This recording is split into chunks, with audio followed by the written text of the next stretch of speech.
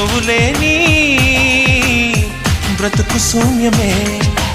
అందాల శ్రీమతికి చెప్పలేని అలకంట, మనసారా లాలిస్తే చట్టి పాపతానంట. శ్రీవారి సరసాలు పన్నిటితో జలకాలు, నీ చూపులో మురిపాలు, నీతో ఎలా జగడాలు.